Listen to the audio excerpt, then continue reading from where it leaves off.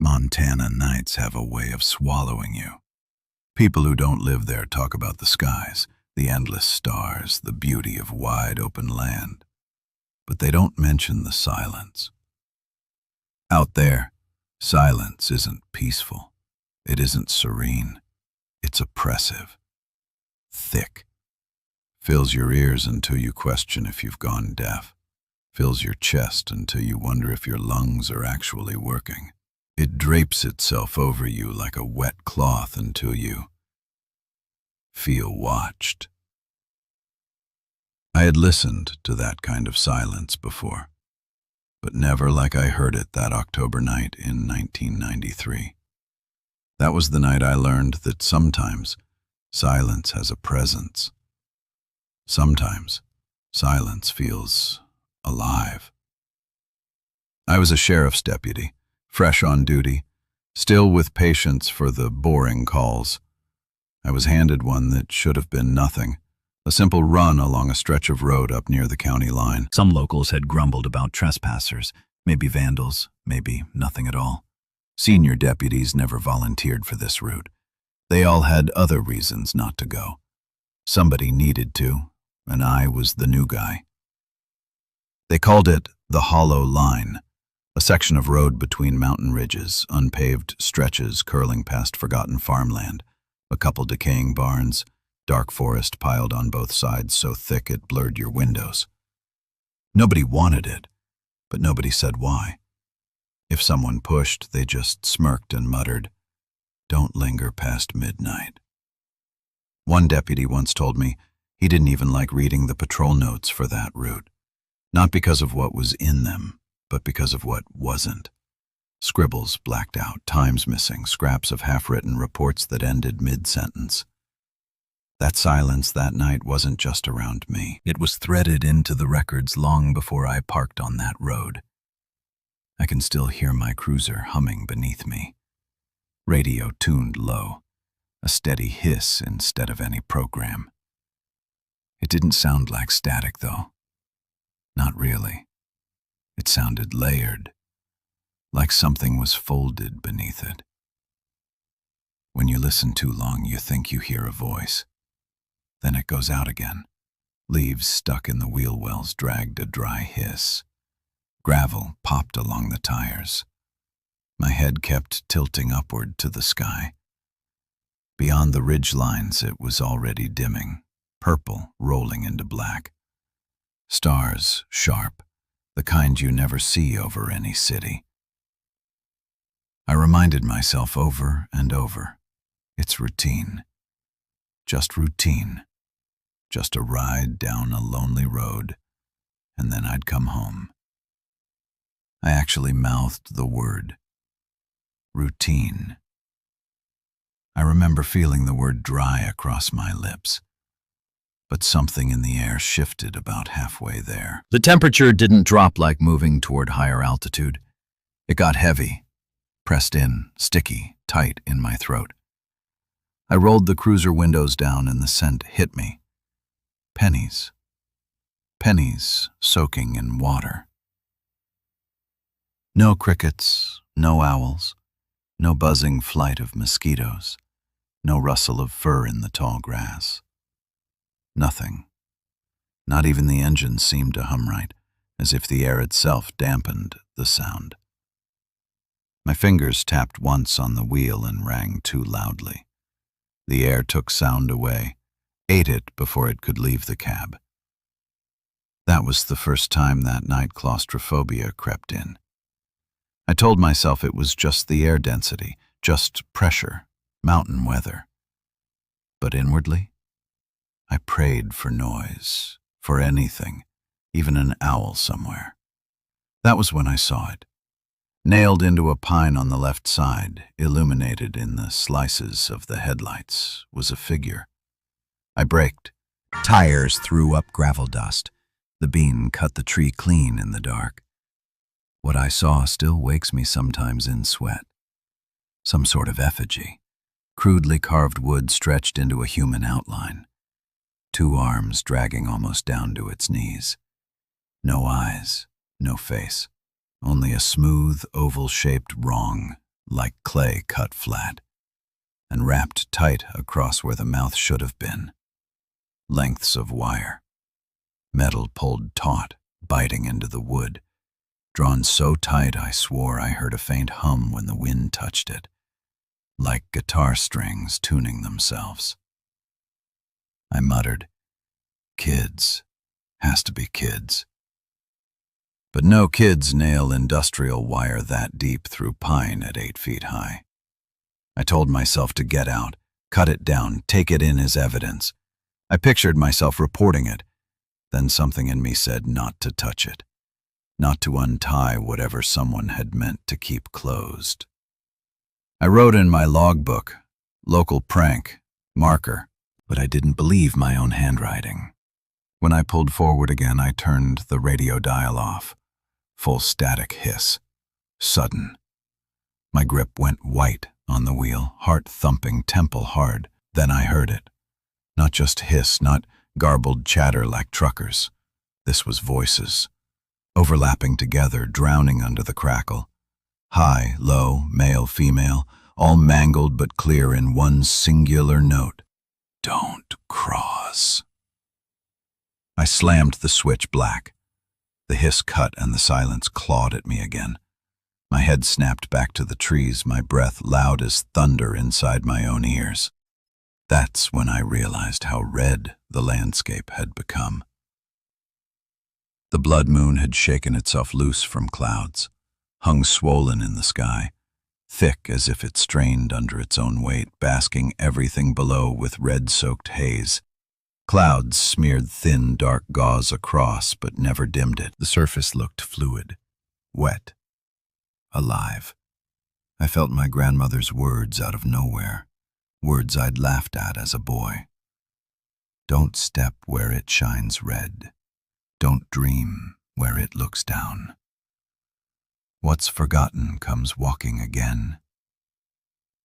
I laughed when she said it once. Thought she was talking about coyotes bothering cattle. But in that seat, truck idling, I swore the words pressed cold across my ear.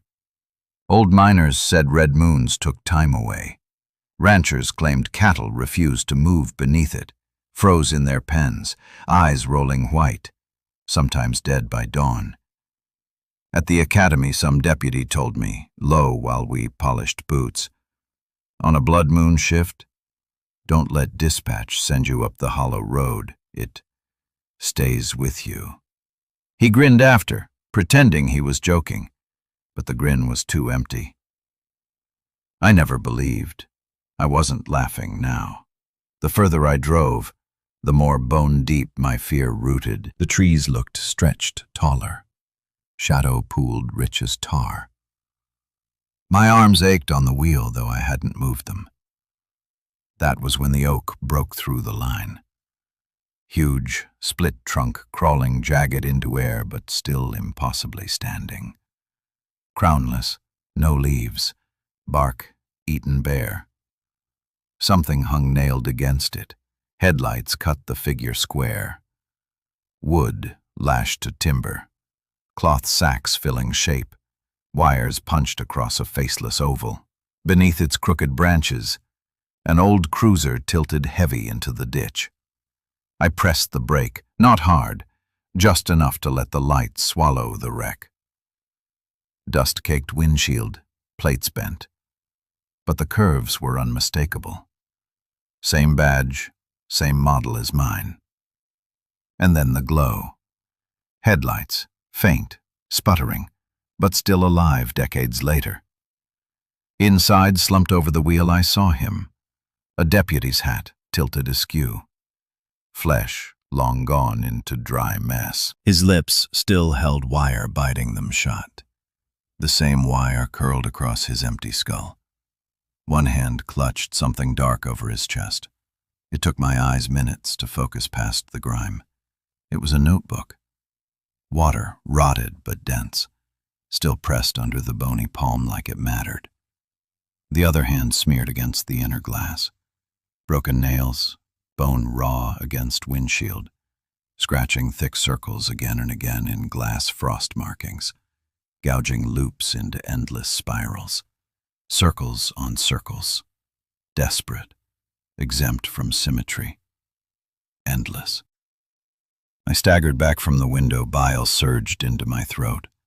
I almost fell, hitting back into my own cruiser, shaking, pistol sliding half out of holster. And then I ran. Engine on, slammed wheel round, spinning gravel, out of there, burning what control I had left. And after 7 minutes swearing I'd lost it, headlights trembling down a stretch of thinner trees, I recognized the clearing. There it stood again. The oak, crooked, laughing against red light. Same effigy nailed stiff against its ribs. Same broken cruiser, headlights weakly burning. I leaned into the wheel, whispering, "No, no, no, no." But it didn't matter. The circle had shut. I'd crossed. And the hollow had already taken me. The road curved between the pines like it wanted to bury me.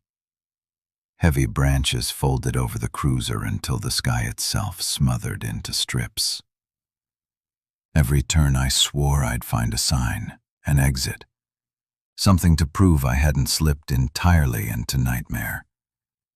Instead, my headlights found a building. It rose crooked and sick against the tree line. At first glance, something in me whispered barn, maybe a half-collapsed ranch house. But the steeple rose out of its back, tilting left as though it had tried to fall but couldn't. My throat closed up. Hospitals smell sterile. Funerals smell of flowers and chemicals, but this smelled like rot left to stew in waterlogged wood. That's when I realized. It was a church. Wind, breath agains, boards. Metallic bell creaks faintly. They hadn't kept it up. No local towns sent crews here. Its shutters leaned broken. Glass long rotted away. Boards patched unevenly over windows like feeble barricades. The door sagged inward, nailed across with fresh cuts of pine. All across those planks, someone had painted faces, eyeless, blurred, smeared black until they warped, and always the same wound carved in, mouths sealed shut. My hand hovered above the wheel. Every fiber of me wanted to keep driving. Floor it, circle or not. Keep going until fuel itself abandoned me on some open ridge. That was the only sane choice. But a rule in patrol training rises into you. You don't skip evidence. You don't turn blind to trespassers if you see their hideout.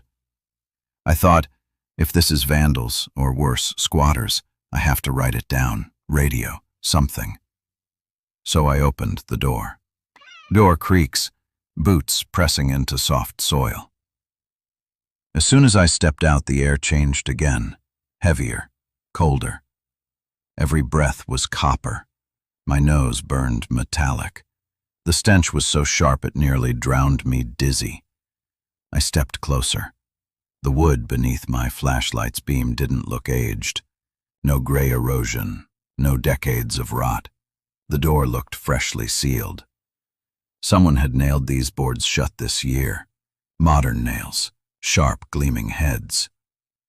And still the paint looked aged, bled into lines like it had been there 50 years. I lifted my hand, pressed against it. Splinters burrowed my glove. I felt a vibration, not wind, not boards bending. Something inside hummed back. That was when I heard it. Low choir voices, muffled voices, unison. I pulled back fast, pistol drawn, both hands trembling in disbelief. There were people in there, at least a dozen, maybe more, murmuring in perfect cadence, up and down like a chant, language rolling wrong against itself. Instead of words, it sounded like throats choking patterns. I swallowed, leaned forward, shouted through the door. Sheriff's Department, open up! My own voice cracked against silence. The murmurs never broke. Louder. You inside, identify yourselves. Unchanged. They didn't even skip. My voice was nothing to them. I kicked once. The slab cracked backward. A second kick burst it open, and the smell drowned me. Inside, the cold of a storm cellar. Candles lined pews, rivers of wax hardened into ridged stalagmites across the floor. Room dim, ceiling hung low by shadows. Murals climbed both walls, detailed in strokes long eroded but still enough to gnaw at you. Faceless congregations drooled together on their knees, their painted bodies bent too sharp, spines contorted, arms twisting into angles no bones should allow. And towering above them all, centered ceiling to altar, was something taller than human. Its limbs branched outward like trees left burning. Its head cracked, jagged, not crowned, not haloed, but splintered. It wasn't God, and the candles flickered like they recognized something still in the rafters watching. My boots stuck. Wax tugged me when I lifted. Left shoe peeled, sending brittle creaks across the hush. That's when I finally saw. The voices weren't coming from here, not the sanctuary itself. They came from below. The floorboards ahead had been peeled like scabs, a hatch dug inward by human hands leading down into earth itself. From there it vibrated upward. Voice layers, male, female, multiple. We see you, we see you. The words weren't words, not fully. Drawled, stuttered, spoken too many throats at once. But meaning cut clean. My hand pulled the flashlight forward, beam plunging into the hole. Steps, boards groaning downward into dirt-soiled cellar. Black passage crouched beneath like breath itself emanated. I stared down too long. My nerves could have been rope, they'd have snapped. Every deputy instinct screamed, call it in, retreat. But my radio hissed nothing. My shoulder mic clattered static when I pressed it, dead air spitting like laughter. So I took 3 back steps. The voices swelled, louder, everything in rhythm. We see you. We see you. We see you. I lifted pistol, aimed toward the cut in the wood as though it might shield me. But truth settled heavy. If I went down there, I wasn't leaving. I sprinted back, stumbling footsteps on wax, door slams loud, out into biting night, air cutting sharp into lungs, gasping the metallic blood smell. I bolted into the cruiser cabin, slamming doors, locking, lunging start key. At first nothing came. Ignition caught muttering turns. Then finally with a cough the car lived. Headlights struck across the clearing earth and froze me. Figures. Tall. Black in silhouette. At edge of tree line, left and right they stood. Thin bodies, long arms, sacks of burlap tied across heads, cloth taut over ridges and shapes too sharp for bone. Lines of thread twisted tight across each mouth. 1, 4, 6, 7. Each spaced evenly, circle incomplete. Waiting. None moved. I stared until eyes watered. Blinked. They were gone. Every muscle in my chest knotted until I thought it would crush my ribs. My heart thrashed so hard I chewed air like drowning. And yet the worst wasn't what I'd seen. It was what I found. They hadn't left. They just didn't need to be seen right then. Already too late. My blood sprang cold in my sternum. I gagged on my own shout, jolted right in my seat toward the voice and found nothing. Only the night. But I swear, the air still shook with the syllables. I floored it, whipping dust and brush. Tires bled gravel back onto soil. Tree lines bent, headlights knifed into fog. I didn't blink the mile. Thought if I broke gazes, I'd wake to something pressed flat against glass.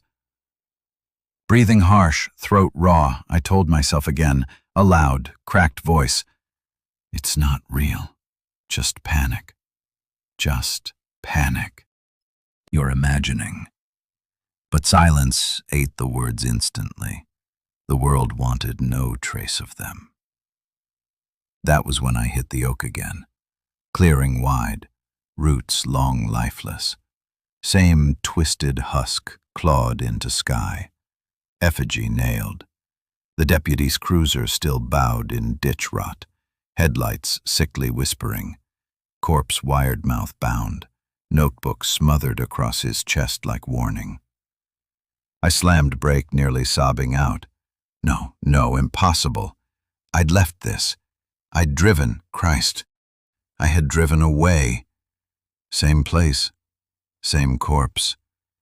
Had the gouges in the windshield grown deeper? The circles scratched, doubled in number, swirling now until whole glass smeared spiral. I couldn't trust my own eyes. I screamed into my empty car cabin, slammed fists against steering wheel. "Stop!" The lights dimmed back from oak to forest. I pressed foot hard, car surged. But even when distance unwound and arms cranked until my wrists screamed, even as I forced veins into pressure squeezing, the oak returned. Second pass. Third, no matter the speed, no matter my turns. The world hiccuped back to the oak. The bending tree line, the nailed effigy, the corpse whispering submission beneath his notebook. Every loop, something new shifted. Second pass, the pew of figures, outlined shapes deeper into trees. I swore the torch of headlights split them 3 this time. Third pass, I slowed, my breath refusing to pump lungs.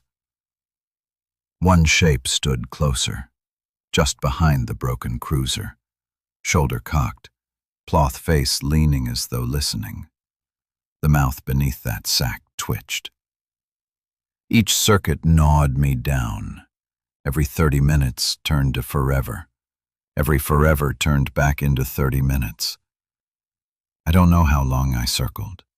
Legs trembled until I thought muscle peeled. Hands cramped white wire around wheel. Gods of anyone above, I whispered through noise, begged each prayer I'd long forgotten. But deeper than prayer was dread. Deepest voice came none like God, a hiss filling the static in my own skull. "You won't get out."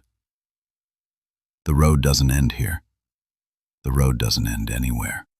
And they whirred, because maybe I never drove anywhere after that. Maybe I'm still here, looping the oak, watching shapes hang further down the tree line, waiting with me. Because silence is always prayer. Fade out, static hums, breaths barely audible. I've been circling that oak for what felt like days. My wrists had locked into claws around the steering wheel. My jaw cemented tight. By the time I finally forced myself to stop, to put the cruiser into park, my hands peeled back, leaving grooves in the wheel leather. I told myself I needed to calm down, needed a plan. Training manuals said, stranded officers conserve, don't panic, don't waste energy. I recited lines in my head like a catechism. Stay put, evaluate surroundings, document details, stay calm until morning. Morning, rescue, sunlight, things people take for granted, things that should have been waiting just beyond the horizon. Except the moon hadn't even shifted in the hours I'd been driving. It stayed bloated, red, suffocating, like it had been pinned to the sky for my benefit alone. I killed the engine for a moment. The quiet slammed into me harder than the motion had. No hum, no vibration, no gravel under tires, just silence. My breath inside the cabin became the loudest sound on earth. Metal cooled with clicking ticks. They echoed loud like hammer strikes. I felt like every detail was exaggerated, engineered to remind me how brittle the walls between me and outside really were. I checked the shotgun again, checked the sidearm again, stared at each door lock 1, 2, 3, 4 times. My brain replayed the check 3 more cycles before I could even stop it. Then I slumped back, whispers to myself. Normal. It's nothing. Just a road. Just quiet. Snap out of it. And the silence bent lower, like it was leaning in. It started faint, like wind at first, but too smooth. Wind flutters, it scrapes, it carries leaves. This was steady, tonal. It threaded into my skull, quiet as breath against the nape of a neck. A whisper. I jolted upright instantly. Pistol climbed with my hand like instinct grew it there. Silence again. My throat rasped dry. Just me, just exhaustion. I said the words as though talking out loud stamped them into truth. 30 seconds. Then they came again. From the left side glass this time. He's in here. Clear enough, my skin goose-pimpled raw. I slammed lights on. Passenger seat bare, no figure. I spun light into the tree line, beam slicing between trunks. Nothing. Another whisper slithered past, opposite side, brushing my ear from behind. We see you. I pressed back so hard against the seat my spine ached. Every nerve screamed to drive away. The loop be damned, but another voice. The twisted gut voice inside me said this is worse. That this is what lives in the loop. Walking around cabin. 1 circling, 2 joining. By 3 or 4 it was a pattern. They paced the cruiser. Soft, hushed, never yelling. They didn't need to shriek. Quiet was worse. Behind. He's behind. Sheriff man. He sits frozen. Sheriff. We are beside him. Words dropped like beads, scattering, dizzying, almost playful. Their cadence wrong. My ears buzzed like they were inside the car instead of out. The silence between them was worse than the actual words. Enough space left for my imagination to wedge knives in. The woods behind snapped once. A definite footfall, too deliberate, heavy weight cracking an old branch. Every cell crashed into my ribs. I swung light backward. Rustling, nothing. Then another snap, closer. They paced, left to right, right to left, circled again. My rational brain kept whispering animals, deer, raccoons. My inner core screamed those cadences were human, too measured, too synchronous. Then breath fogged the glass. Passenger window, right at my temple height. I turned slow, as if any sudden move would trigger invasion. A pale smear climbed across glass. Breath rhythm. In, out. Droplets streaked frost trails. I snapped flashlight beam into it. Empty. Only the residue lingered. The unmistakable oval of a mouth pressed flat to the glass. I couldn't breathe. My chest refused to expand. Every thought fractured into primal static. I lunged, pistol up, but aim shook wild. Sight wavered so hard I couldn't fix target. Nothing visible except my own wide glare warped in window. Then the cruiser rocked, just a faint nudge, as though shit shift of weight pressed bumper. I screamed, slammed brake, Fumbling undoing safety still pointed wildly. But again, silence reclaimed. Silence like a trap snapping shut after bait is swallowed. I forced the pistol to lower, not surrender. Resignation. You can only point at nothing for so long before your arm refuses weight. That's when a new voice joined. Martin. Low, deep. Dad's voice. My father died years ago, but if you've ever lost someone close, you know what I mean. Those voices burn into how you remember sentences. His growl drawl, thick western edge, not something else could fake. But I swear I heard it spoken outside glass. Martin, get up. Open that door. We'll go home. Air drained from my lungs, I whispered pitiful into my palm like I was praying into cloth. Not him. Not him. This isn't real. Another voice spilled right after. Martin. Female, higher cadence. I nearly gagged. My mother. Mother who hadn't seen me past 17. Same tone, same warmth, dragged rotten through static. Martin, come on, it's late. Don't stay out here. You'll catch cold. I snapped palms to ears, slammed head against headrest, muttered nonsense string, training deflections. It's auditory pareidolia. It's imagination. It's junk noise. But then another, the sheriff, alive above me, baritone steady as morning roll call. Deputy Thorne, exit the vehicle. Authority stung. Reflex like muscle wanted to obey, hand already reaching toward locks before I yanked it back in horror. Exit. Exit. Out. Out. He's ours now. My skull blurred with noise. If noise can rattle bones, mine cracked splinters right then. Something thunked rear bumper, not boom, just enough. Slow drag across metal roof. I looked up, heard it vibrate, frame like weight pacing. Go! My instincts shrieked. But I froze.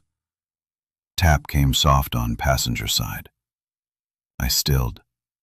And then, out of breath, my eyes locked right window again. It stood there, flush against glass. Flush against glass. Head tilted sideways, unnatural, shallow angle. Body, thin, harsh silhouette. Burlap swollen across. Thread pulled taut across mouth seam.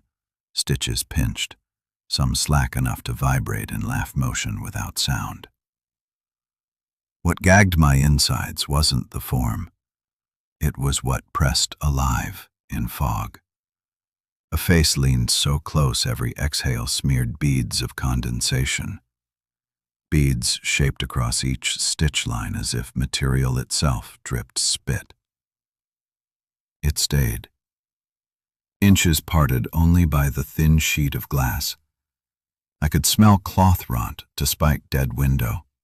Could feel humidity sift breath inside my own lungs. And it whispered, already seen you. My scream convulsed, dry, silent. Hand jerked pistol once more, barrel crushed to exact point between brow, or where eyes should have been. If I fired, blast may rip eardrums, shatter window across face. But every instinct begged, don't. Because this is what wanted me to shoot empty. I blinked, beam bare. Fog dissipated, nothing outside, only my own shudder breath. Only the thin oval of fog-ripe dividing stitches, reminding me, you thought you dreamed, but you didn't. I collapsed into myself. Gun fell slack, clattering by handbrake. Whimper left throat broken. My body convulsed like sickness emptied bone blood. Their whispers dulled now, not antagonizing, not chanting. Soft, patient, The circle holds. Morning never comes. Already one of us. I don't remember how long I cried into sleeves. Eyes seared, lids too swollen. Memory dims at edges. Maybe exhaustion, maybe surrender. But when darkness lidded finally, I know my last thought. If I wake, and I did wake, it won't be to sun. It will be because they want me to watch them closer, and to whisper louder. Static hum runs and fades out to dead silence. I'd sworn I'd left it behind. That oak, that crooked husk seared black against the sky, nailed through with wire and cloth. The same ditch-rotted sheriff's cruiser slumped dying into weeds, headlights still faintly breathing decades after they should have gone dark. I had seen it. I had fled it. I had left it in dust. But roads bend back, cruel. I don't know how long I white-knuckled the wheel, lungs burning in my chest, teeth grinding so hard I thought enamel might splinter. The speedometer cracked into 60, 70, the cruiser's suspension shrieking like bones pulled apart. Gravel shot from tires into darkness, fanning ricochet pops like gunfire behind me. My vision blurred at edges, the pulse in my eyes red as the moon overhead. And yet, when the trees folded back, when the clearing opened jaws wide, I was back. The same sight, waiting. The oak, split and gnarled, half dead but impossibly tall. Branches reached crooked arms jagging into the swollen crimson sky. It glistened like it sweated rot. No memory betrayed me. This was the same place. I screamed into empty cabin, a raw bark tearing from throat. "No! I left you!" But there it was. The effigy nailed against oak ribs stared flat in wire-sewn silence. Its long burlap shape drafted shadows wrong. The stitched mouth seemed tighter now, like iron twisted further than it had been before. Head cocked heavier left. And something else whispered into me. That corpse. The sheriff rotted inside ditch car, jaw still bound tight. But through my headlights I swore his hand had shifted lower on the notebook. When I had seen it first, it clutched mid-chest, covering words. Now it hung down, bindings slack. The book tilted wider, pages yawning as if the dead man had meant to offer them open. I couldn't breathe. I swallowed, lips tasting iron from blood cracked against them. I told myself, it hasn't moved. You think it moved because you want an answer. The mind misremembers, that's all. It's the same scene, don't you see? The same. And then, out in the trees, something repeated me. The same, the same. Mocking, the words crawled between pine trunks, echoed as if mirrored back. I barked, "Shut up!" and grabbed the pistol, waving it across barren windshield, the way a child waves sticks against shadows. My breath came rasp. Fog filmed across glass. The silence afterward bent heavier, like the woods pressed chest against the cab, listening. For a moment I considered ending everything right there, throwing the door open, matching the laugh that wanted to claw out of silence, stomping into clearings, screaming until they took me. But survival is a strange beast. Even when you know there's no sense, it plants mechanical instinct. I shoved the cruiser back into gear. Gravel clattered loud like applause.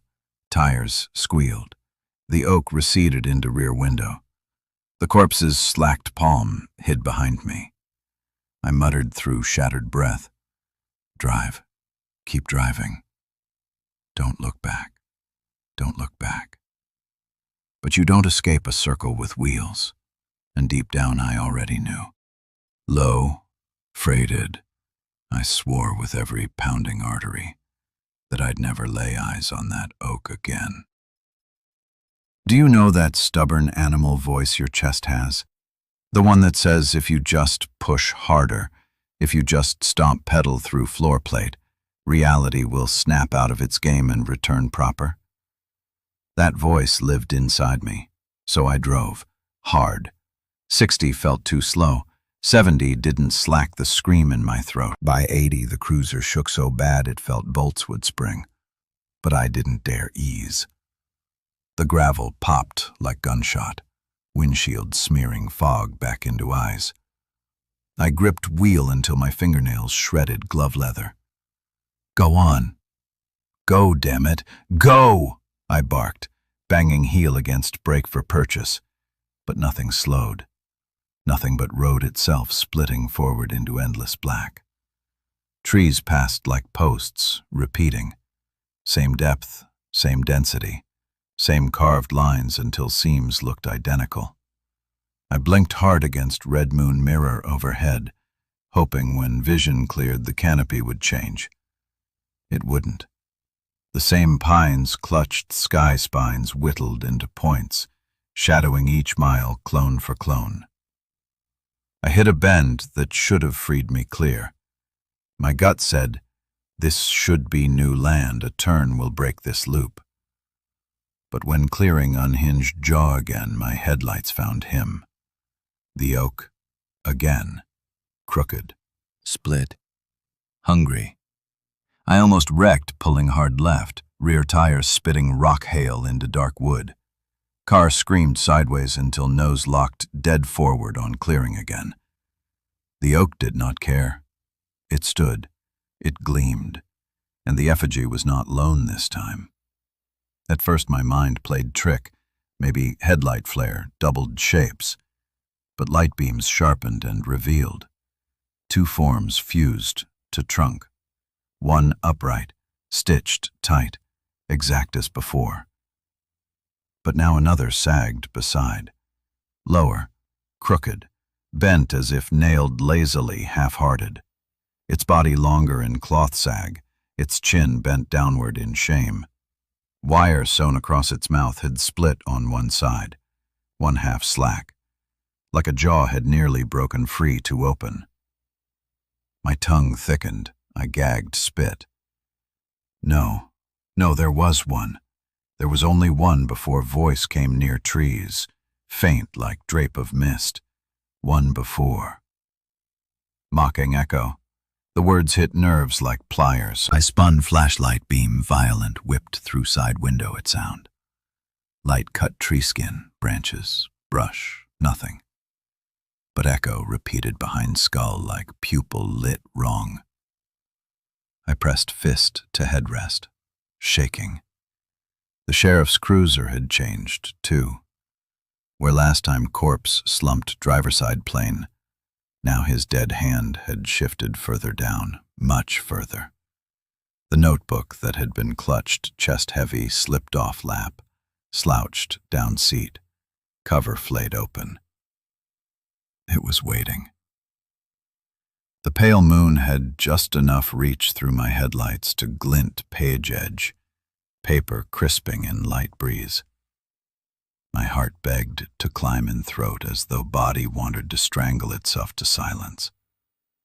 I refused exit, refused to move near enough to pry book from stiff clutch. My training brain sparked. Evidence. You need it. All of this is nothing if you can't prove it. Survival brain electrocuted louder. Touch that book, and you don't get one more loop alive. So I sat in decision paralysis until headlights dim stuttered against dying battery. I smacked wheel, roared, "This isn't, this is you. You're seeing what you want." "You want," hissed a new whisper from treeline. "Not him. Your want." It didn't sound male or female. It was wet. I wished I'd been deaf right then. Something tapped roof 3 times slow, like knuckle knocks from attic floor. My hands tingled with chilled pulse, sliding to pistol again. Gun racked, hammer cocked, pointed up at nothing. Windows fogged breath. My breath, or not mine. Passenger glass misted heavy, streaks chasing downward. From outside moving down, not inside out. That was hands. Palms. Pressed nice and slow like they enjoyed feeling my heart convulse inside ribs. I croaked broken sound, eyes burning hot with tears I hadn't meant. Then voices shifted tone, quieter now, crooning. Martin, step out, Father's voice. God help me, it was identical, carrying cadence I replay all my life. Martin, come on, get out. We'll walk under moon together. I pressed palms against ears hard, muttering, lies, lies, lies. One more whisper hissed behind. My mother, tone sugar as fractures. Son, open up. We're all here. Tears wetted lap. My skull sloshed like sinew soup. I couldn't let sound drown me. If I did, I would obey. Some root inside me begged hold. If I obeyed, Wraith Loop won. So screaming out nonsense noise, I rammed car reverse, tires shrieking, half turning, then forward again, pushing speedometer right back high. Trees blurred, gravel hissed. I'd risked whole damn car break apart chasing any chance to cut knot, but when clearing chewed trees again. Oak rose still. Now Effigies' chin flared wider open. Dead deputy's hand collapsed seat side. Eye sockets, black wells leading out void. And whispers. Everywhere. Back again? Our sheriff man. Tired yet? Tired? Tired yet? Like kindergartner chorus sneered in wrong tongues. I sobbed into wheel. Dead fear had transformed to exhaustion dread. Nerves shot electric long enough to remain live wire. Now each second in clearing felt same length as lives spent wrong. And still, I could drive. Could try loop 3. If death my only trophy, might as well drag bones round turns until they chewed final. Because what else could Martin Thorne do? Sit still and wait for stitched mouth watcher choir to circle? Number. So I bolted again. One pedal, one last prayer. Driving road straight back, not to freedom, not to sanctuary. Driving back to Oak again. The second loop complete. The steering wheel's grain had bitten grooves into my palms. My throat was raw from screaming myself into silence. And still, when the road unwound itself into a black vein slit through the forest, when the crimson moon blared swollen above, when the tree line bent away into clearing, there it was again. The Oak. Like a stagehand rolling set back onto the stage while I waited in the wings, thinking maybe for once the play had ended. But this show didn't end. It only rewound. The first time I'd seen it, there was one effigy nailed into its bark. The second time, 2. And now. My headlights burned across it. 3. Not 2. Not 1. 3 separate figures crisscrossed with wire, stapled high into those dead ribs. The longer beams tore their shape into recognition, the more I wanted to gouge my own eyes. They weren't carved mannequins you could excuse as wood stretch. No, they sagged. Cloth embraced not just nails but gravity, Stuffing bulged half loose as if something wriggled before rot stilled it. One effigy's mouth threads had all but ripped away. One gap snapped slack, exposing jagged, open hole. The dark pit of fabric mouth that seemed like an invitation. Or a warning. No, no, it didn't look like this before, I moaned. My forehead struck the wheel, my teeth bit lip until it bled. I pressed ignition like beating pulse. The sound will break, the sound will wake. But instead, sound replied. Didn't look like this before. That echo sloshed out from timber, too familiar now, mimicking my speech. My jaw clamped tight so hard I felt molars grind grooves. Panic panted up into a voice I didn't mean. You don't get to. You don't, and the chorus answered, don't get. I turned headlights hard, spun them across the weeds at roadside. Shapes waited there. This was the third loop's upgrade, figures planted neat among trees, each separated by the same measured width, thin as shadows caught by moon glare, shapes bent long, cloth bulging unnatural at head. Their faces hidden, no, erased, each sack drawn down over skull length, stitches zigzagged across mouths, taut like piano wire. Left, right, at least a dozen. When my beams touched them, I thought maybe they'd flinch away like animals, squint or scatter. They didn't. They stood still, stock still, as though trees back there had peeled bark away and grown new men. And a vibration rolled off them, not motion, not sound, but intent. The way air itself slopes different when predator watches prey in field. My body knew what my mind denied. They were alive. I swung light across the sheriff's cruiser again, the rotting ancestor always waiting. Something inside shifted. The corpse wasn't slumped limp now.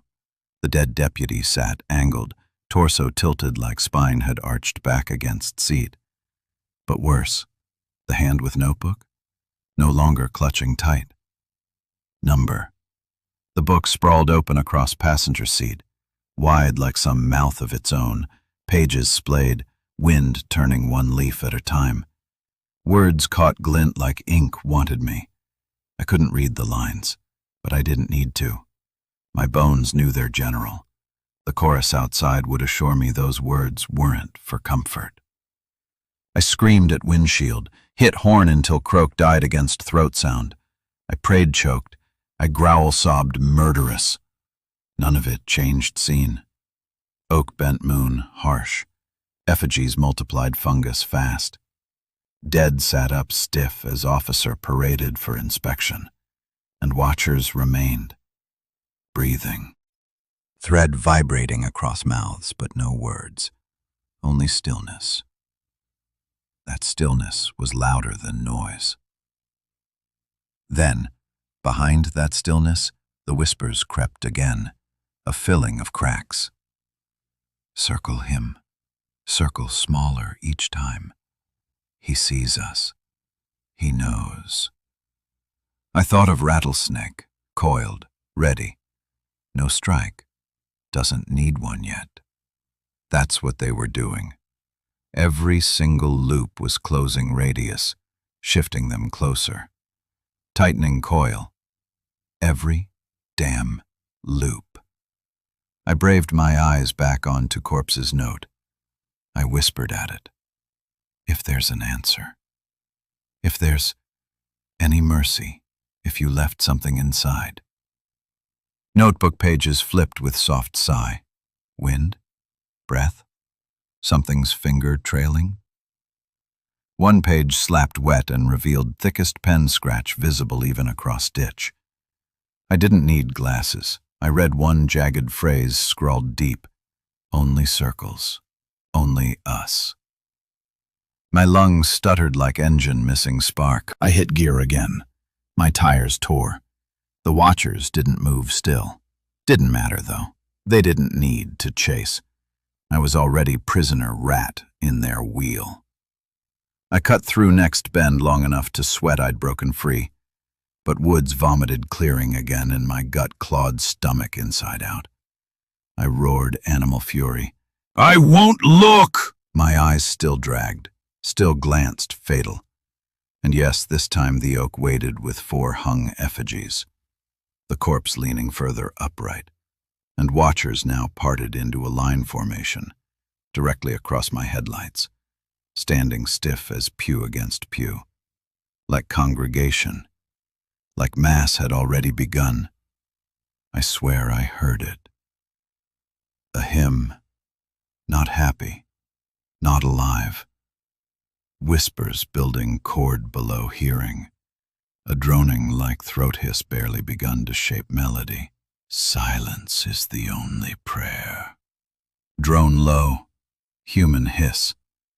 Over and again, waxed hypnotic. I banged head against wheel to break trance.